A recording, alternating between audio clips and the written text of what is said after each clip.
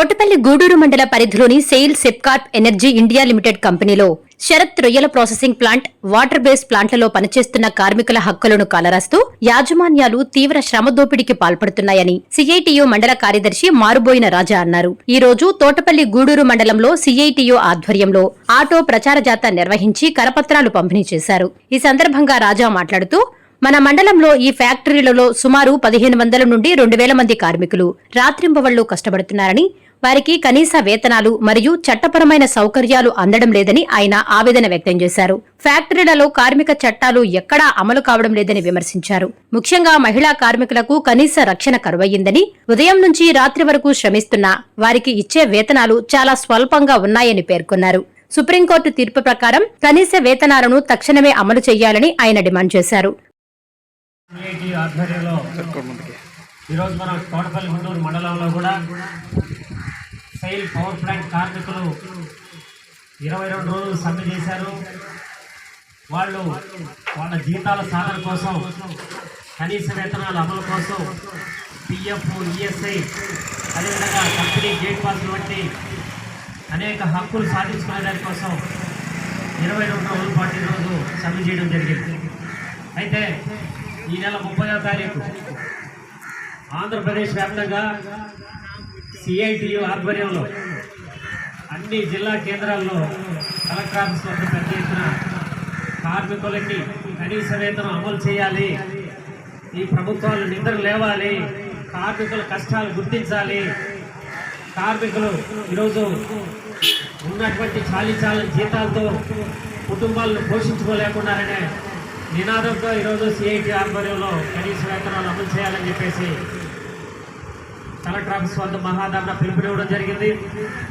దానిలో భాగంగా ఈరోజు మన తోటపల్లి గూడూరు మండలంలోని మహాలక్ష్మీపురం వద్ద ఉన్నటువంటి శరత్ రొయ్యల ప్రాసెసింగ్ ప్లాంట్ దగ్గర, అదేవిధంగా మాస్ హ్యాచరీ, అట్లే వరకాయపూడి వాటర్ బేస్ వద్ద, అదేవిధంగా సెయిల్ పవర్ ప్లాంట్ వద్ద కూడా ఈ యొక్క కార్మికులకి ఈ యొక్క కరపత్రాలు పంపిణీ చేసి 30వ తారీఖు కలెక్టర్ ఆఫీస్ ధర్నాకి ప్రతి ఒక్కరూ రావాలని చెప్పేసి కరపత్రం పంపిణీ చేయడం కూడా జరిగింది.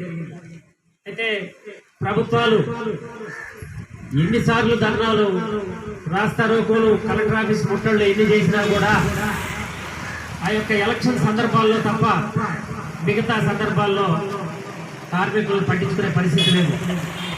ఎలక్షన్స్ సందర్భంలో ధర్నాలు చేసే వాళ్ళ దగ్గరికి ఈ యొక్క ప్రభుత్వాలు ఇచ్చేసి మేము మీకు అండగా ఉంటాం, ఆదరవుగా ఉంటాం, మీ జీతాలు పెంపుకు మేము ముందుంటామని చెప్తారే తప్ప ఆచరణలోకి వచ్చేసరికి ఈరోజు తెలుగుదేశం కూటమి ప్రభుత్వం గతంలో 42 రోజుల పాటు anganwadi workers and helpers union పెద్ద ఎత్తున వైఎస్ఆర్సీపీ ప్రభుత్వంలో ఆందోళన నిర్వహిస్తే, ఇప్పుడున్నటువంటి తెలుగుదేశం కూటమి పెద్దలందరూ మేము అధికారంలోకి వస్తే మీకు జీతాలు పెంచుతాం, మీ న్యాయమైన డిమాండ్స్ పరిష్కరిస్తాం అని చెప్పినటువంటి తెలుగుదేశం కూటమి పెద్దలు ఈరోజు కూడా ఆ జీతాలు పెంచేదానికి సిద్ధంగా లేదు.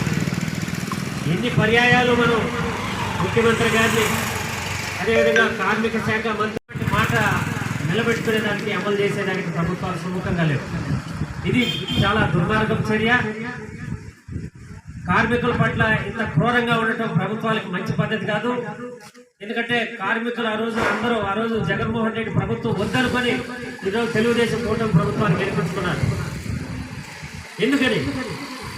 వీళ్ళు వస్తే మా జీవితాలు బాగుపడతాయి, మా కుటుంబాలు బాగుపడతాయి, మా జీతాలు మెరుగుపడతాయి, మాకు కనీస వేతనం అమలు చేస్తారని చెప్పేసి మిమ్మల్ని గెలిపించుకుంటే ఈరోజు 2 సంవత్సరాలు పూర్తవుతున్నా సరే అంగన్వాడీ, అదేవిధంగా స్కీమ్ వర్కర్లు అయినటువంటి ఆశా వర్కర్లు, మధ్యాహ్న భోజన కార్మికులు, అదేవిధంగా ఫ్యాక్టరీలో పనిచేస్తున్నటువంటి కార్మికులకు కనీస వేతనం అమలు చేసేదానికి ప్రభుత్వాలు ముందుకు రావట్లేదు. మేము ఒకటే డిమాండ్ చేస్తా ఉన్నాం, కనీస వేతనం అమలు అయ్యేంత వరకు కార్మిక వర్గం ఎప్పుడు పోరాడతామని, ఆ కార్మిక వర్గానికి అండగా సిఐటి ఎప్పుడు అండగా ఉంటుందని చెప్పేసి నేను తెలియజేస్తూ టీపీ గూడూరు మండలం సిఐటిగా ఈరోజు మండలంలో ప్రచారం చేస్తూ ఈ ఇసుకపాలెం సెక్టర్లో కూడా కరపత్రాలు పంపిణీ చేయడం జరిగింది.